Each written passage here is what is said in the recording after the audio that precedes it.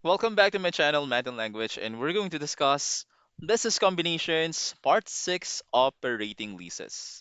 Okay, so let's have an introduction muna. Ano ba tong operating leases ito? So general rule naman na tayo. Normally, when you buy a company, you don't put their operating leases on your balance sheet as assets or liabilities. So always remember, pag may operating leases, hindi naman natin nilalagay sa balance sheet as assets or liabilities. Yun. Bakit? Kasi the company doesn't own the property, there's usually no fair value to record other than the monthly expense. So, exemption, yung mag-record lang tayo kapag yung lease is a bargain or a burden compared to today's market. Let's have an example muna. Just to give you ano nang tawag dito, as an idea. Kaso makikita naman natin sa problem solving.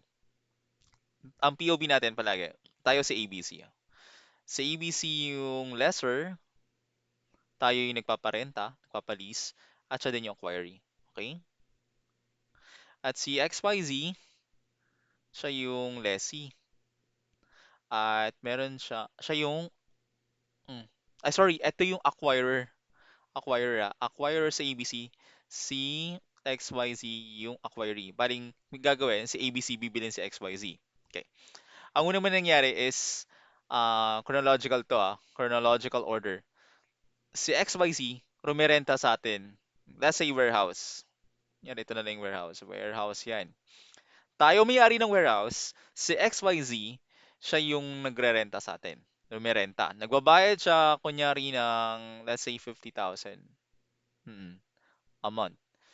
Tapos, ang fair value talaga ng warehouse na ganito, kunyari lang, typical na warehouse na ganyan, na, let's say, 1,000 square meters. Kunyari lang is, ang fair value niya is 70K.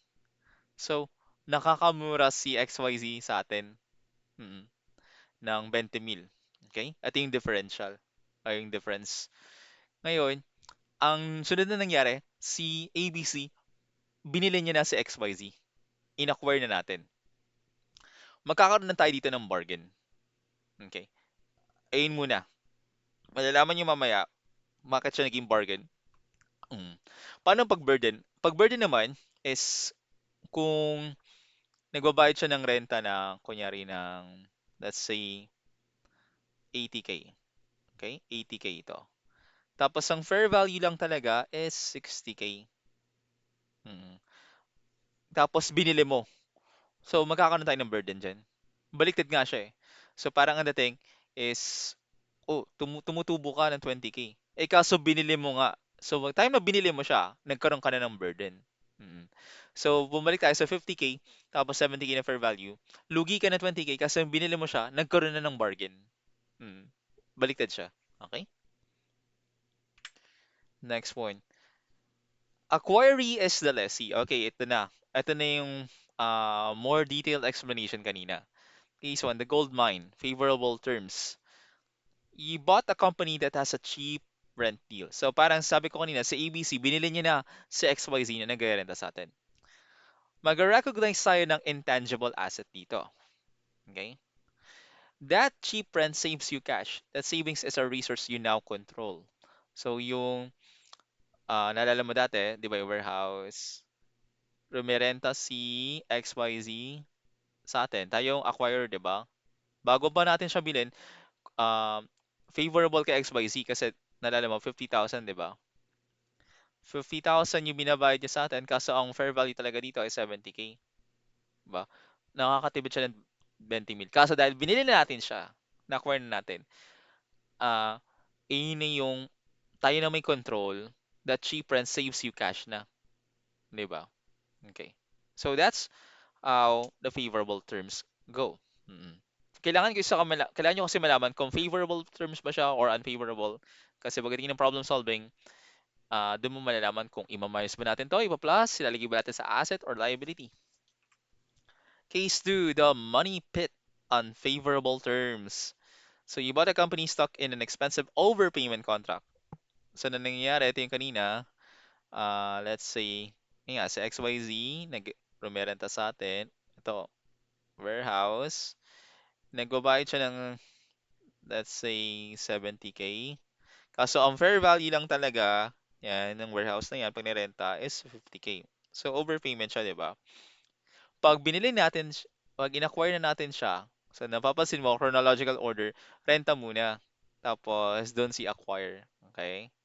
Tapos, in-acquire natin, oh, overpayment siya. So, yung contract, nagka-request tayo ng liability. Okay? So, you're forced to pay more than the market rate. This is an extra debt you've inherited. At nga, inherited kasi in-acquire mo nga siya eh. So, this is unfavorable. Oh, yan na. Next. Paano kapag acquire natin ay lesser? Oo. So, nangyari, LS ABC at si XYZ. Si XYZ yung may-ari ng warehouse na to. XYZ warehouse. Tayo, rumerenta lang para magamit to. Nagbabayad tayo sa kanya. Okay. Tapos, ano nangyari? Binili na natin si XYZ. In-acquire natin si XYZ. Tayo yung acquire palagi pag ABC. So, you're buying the actual building or property owner. No separate intangible assets or liability dyan. Wala tayong i-add sa asset or liability. So, no change. If the rent is high or low, that is already reflected in how much the building is worth. We don't count the goodness of the lease twice kasi mag-double counting siya. Okay, remember, kapag acquiree is the lesser, ang tawag dito, no change. Ang inalang natin, acquiree is the lessee. Pag acquiree is the lessee is either favorable or unfavorable. Pag lesser sa acquiree, no change. Ito pala eh, comparison summary. So, rules of company bought, lessee is tenant, lessee is tenant. So, dito papasok si is the lease a deal? Means, is it good?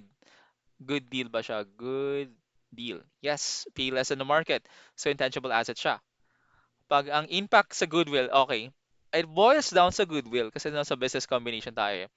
Impact sa goodwill, kapag it's a good deal, kapag maganda yung deal, mag-decrease yung goodwill natin. Pag asset, intangible asset, tumaas, bababa si goodwill. Okay.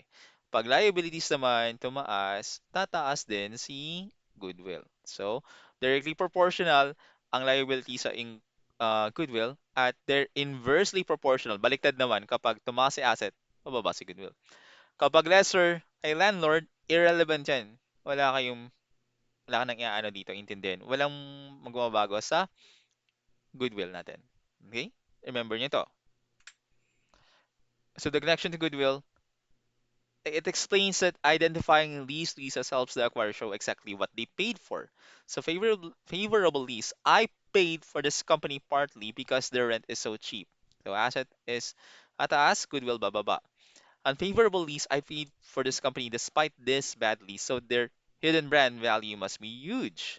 O tumaas liability mo, tataas yun ang goodwill mo. Diba? Let's have some problem solving. Goodwill calculation. So, fact pattern, purchase price, and 1 million pesos. Ito nakuha ko to kay Sir Milan. XYZ's assets fair value is 1.6 M. XYZ's liabilities fair value 900,000. And lease differential natin is 20,000. Okay. Lease differential, ito yung parang pinagkaiba ng fair value dun sa contract price. Kung magkano binabayad ni na numerenta sa'yo, tapos yung mismo talagang fair value, kung magkano talaga presyo niya sa market, yung pinagkaiba niya. Ito yon. It can be positive or negative. Di ba? Favorable ba or unfavorable? Okay. Kapag case 1 muna tayo. Query is the lessee favorable. So ito yung pattern ha. So, calculation natin dyan, 1.6M plus 20,000 intangible assets. Kasi, asset natin, ito, 1.6. So, favorable, a-add mo siya. Yung 20,000, i-add pag favorable, add natin siya sa assets. Kapag unfavorable, add natin siya sa liabilities. Kaya dito, in-add ko siya sa assets. Add mo yan, di ba? Total liabilities, no change. So, 900,000, nakalagay dito sa, 900,000 siya in total liabilities. Going back, hmm. Net assets, so minus mo lang siya, 720,000. And goodwill, paano kunin ng goodwill? Yung consideration, ito, yan, pakita natin. Binayad niya 1 million. Mamayos mo siya dun sa net assets. 1 million minus 720,000, 280,000. Di ba? So, again, nagdagdag tayo sa assets favorable. If it's favorable, assets tataas. Favorable, assets tataas. Bababa si goodwill. Mm. Paano pag unfavorable naman? So, pakita ko ulit. Pag unfavorable, etong liabilities natin, dadagdagan natin ng 20 mil. Yung fair value ng asset, wala tayong gagawin dyan. No change. 1.6M. Total liabilities, dagdagan mo ng 20 mil. 920,000 na siya. Net assets natin is, syempre, minus mo lang to. Para siyang equity lang eh, no? Yung goodwill, binayad mo 1 million, tapos yung fair value of net identifiable assets and liabilities, 680. Ito yung sa less video to natin. Sa mga previous videos ko. Diba? So, 320,000 yung goodwill. Napansin mo, pag unfavorable, si liability tataas, tataas din si goodwill. So they're directly proportional to each. They're directly proportional. Kano pag acquiree is lesser? Landlord, sa identifiable assets natin 1.6, no change. Ito, di ba? Kung kopyahin mo lang, at wala kang gagawin dito, pag si acquiree lesser, wala tayong gagawin dyan, minus mo lang, at yung binayad mo 1,700,000, 300,000. Hmm. So summary comparison table natin, ito. I think this is the last part na. Case 1 favorable, i-increase mo yung asset, final net assets. Ito yung kanina, 729 net, final net assets. Ito po yun, oh. You know, diba? Pinakita ko lang ulit. Can just go back na lang. Final goodwill, 280,000. Case 1 favorable, tumaas yung liability, pababa ang net assets, tataas ang goodwill. Lesser natin, no separate entry, final net assets, same, no change sa goodwill. Hmm. And that's the end of the lesson on business combination pagdating sa operating leases. Okay. Ang next topic natin will be intangible assets naman. Okay. If you have questions or you need of clarifications, please comment down. Again, this is James, your math and language instructor. Please like and subscribe. Laking tulong po sa akin to. And I'll see you in my next video. Intangible assets under pa rin tayo ng business combinations. Maraming salamat po. Bye!